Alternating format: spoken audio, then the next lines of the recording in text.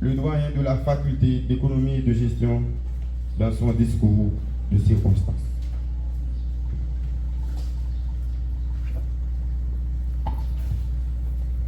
Merci.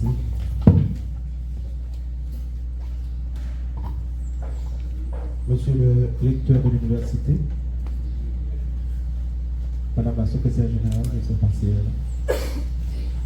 Mesdames, Messieurs les membres du rectorat, chers collègues doyens et vice-doyens des facultés, Mesdames, Messieurs les membres du corps professoral, Mesdames, Messieurs les cadres de l'administration, Mesdames, Messieurs préposés à l'entretien, la maintenance et la sécurité, chers étudiants, parents et amis, nos chers disparus, Mesdames, Messieurs, permettez-moi de me dévertir de mon costume de doyen et d'universitaire et de me mettre humblement à nu devant vous pour saluer la mémoire de Ronaldo et de Ruggiero. Quand je suis à nu, je suis un raconteur d'histoire, un romancier. L'histoire que je vais vous raconter est celle du courage. Il était une fois, dans un pays misérable, au fond de la Caraïbe, deux jeunes, une fille et un garçon, nés au début du millénaire dans de modestes familles. Leurs parents n'avaient pas toujours les moyens de subvenir à leurs besoins. Leur environnement reflétait leur vie de privation et leur destin semblait tout tracé vers la survivance jusqu'à ce que mort s'en suive. Les présidents, les gouvernements, les élus locaux montaient et descendaient sans qu'aucune politique publique ne tienne compte de l'avenir de nos deux héros. Leurs parents ont pourtant pensé à leur offrir une voie de sortie, la seule voie de sortie disponible pour les pauvres et les déshérités, l'école. Nos deux jeunes ont rencontré le savoir sur les bancs d'école et ils l'ont trouvé bonne. Étudier malgré la faim, étudier malgré le manque de loisirs, étudier quand d'autres partent à Chili, au Brésil, étudier malgré la grève des enseignants qui réclament de meilleures conditions de travail, étudier, parce qu'ils avaient un rêve. Leur baccalauréat obtenu, ils ne se sont pas arrêtés. Ils visaient l'excellence. Et l'excellence pour eux, c'était l'université publique de la Grand'Anse. Un haut lieu de savoir, mais situé à des kilomètres de chez eux. Que faire? Se priver des sorties entre amoureux, se priver des beaux vêtements à la mode, se priver des bons plats au restaurant, des répétitions à la chorale, des blagues entre amis. Nos héros l'ont fait. L'un de nos héros, appelons-le Ronaldo, a échoué à 2 reprises à la faculté d'économie et de gestion et à la faculté de génie civil et de construction durable. Mais il a recommencé. Il avait un rêve pour lui, un rêve pour sa famille, un rêve pour sa communauté. Mais soudain, un chauffeur brisa net ce rêve sous son camion. Le malheur mit fin à leur histoire, si belle.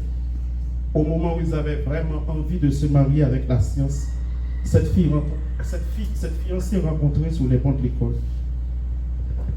Pour vous tous ici présents, c'est une tragédie, c'est une triste histoire. Dieu nous a abandonnés, n'est-ce pas? Mais je vous propose plutôt de regarder avec moi quelques leçons à tirer de la vie de nos deux héros. Il y en a des dizaines. Je vais en tirer 3. Ayez toujours un rêve. Visez la lune. Ayez le courage de le poursuivre. Ayez du bonheur à poursuivre ce rêve. La première leçon, ayez toujours un rêve, mais veillez à ce qu'il soit plus grand que vous. Si l'on tient compte de l'environnement immédiat de nos deux héros, Ronaldo et Ruggiero, Il n'était pas destiné à entrer à l'université. Les conditions n'étaient pas réunies pour qu'ils deviennent des gestionnaires ou bien des économistes. Le pays n'a pas de politique publique pour faciliter la vie des jeunes des milieux défavorisés et des quartiers pauvres. Ils n'ont pas gagné à la loterie nationale, mais ils voulaient s'extirper de leurs conditions misérables. Ils auraient pu s'arrêter au baccalauréat. Leurs parents et la société seraient satisfaits. Ils auraient pu gagner leur vie avec leur diplôme de fin d'études, mais ils visaient plus haut, plus loin. Malgré leurs conditions de vie précaires, ils ont visé l'impossible. Il faut toujours viser la lune, car en cas d'échec, on atterrit dans les étoiles, nous dit Oscar Wilde. Pour moi, c'est le message de Rudina et de Ronaldo. Visez grand, visez la lune, allez à la recherche du bonheur auquel rien ne vous a prédestiné. La deuxième leçon que je tire de l'histoire de nos héros, c'est avoir le courage de poursuivre son rêve. S'il fallait créer un prix ou bien une bourse du courage à l'UPEGA, je le nommerai prix Ronaldo Blaise. Il a échoué 2 fois dans 2 facultés, mais il est revenu. Il n'a pas eu honte de ses camarades en 3e année actuellement. Il a pris le risque d'échouer à nouveau. Savez-vous combien de fois il a fait le trajet de chez lui à Château durant ces 3 dernières années? Chaque jour, il a galéré. Savez-vous combien d'argent il aurait pu économiser s'il avait mis de côté les frais de taxi et les frais de carburant pour sa moto? Les nuits blanches à travailler les mathématiques et la physique pour lesquelles il n'avait pas d'aptitude, il aurait pu les passer à s'amuser. Mais non, il poursuivait son rêve. Il voulait devenir quelqu'un. Et Rudina, dans un pays où le destin de la femme, surtout de la femme chrétienne, est de devenir une femme au foyer, de pondre des enfants et de s'occuper de son mari, elle a choisi de se fiancer à la science.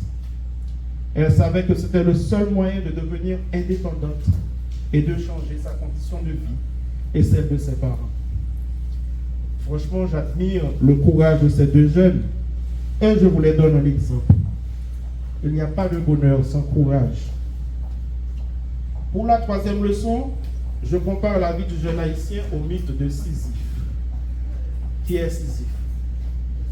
Pour avoir osé construire un palais plus grand et plus beau que celui des dieux grecs, ou bien pour avoir dupé les dieux, ça dépend des versions, Sisyphe est condamné à gravir une montagne en roulant une grosse pierre devant lui. Malheureusement, chaque fois qu'il atteint le sommet de la montagne, la pierre retombe dans le vide et Sisyphe doit recommencer. C'est son châtiment, sa punition, rouler éternellement sa pierre. Albert Camus nous propose d'imaginer Sisyphe heureux, malgré son châtiment. Il conclut pour dire, avec cette belle phrase, « Il n'est guère de passion sans lutte ». Mais le bonheur de Sisyphe, ce n'est pas d'arriver au sommet de la montagne avec la pierre, comme le dit sagement Confucius. Tous les hommes pensent que le bonheur se trouve au sommet de la montagne, alors qu'il réside dans la façon de gravir la montagne. La réussite, ce n'est pas le bonheur. Le chemin est le plus important. J'imagine Ronaldo et Rudina heureux parce qu'ils ont fait de l'étude leur passion.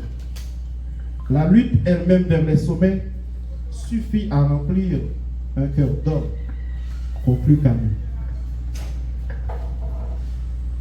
Je m'adresse maintenant aux étudiants de la gestion surtout. Et vous, pourquoi luttez-vous? Quel est votre rêve? Quelle passion vous anime pour qu'à l'heure de votre départ vers le repos éternel, vous n'ayez pas le remords de n'avoir pas réussi, de n'avoir pas atteint le sommet de la montagne? Je vous invite donc à vivre, à prendre plaisir à vivre vos rêves pendant que vous les poursuivez. La seule garantie que nous avons, c'est le moment présent. Merci.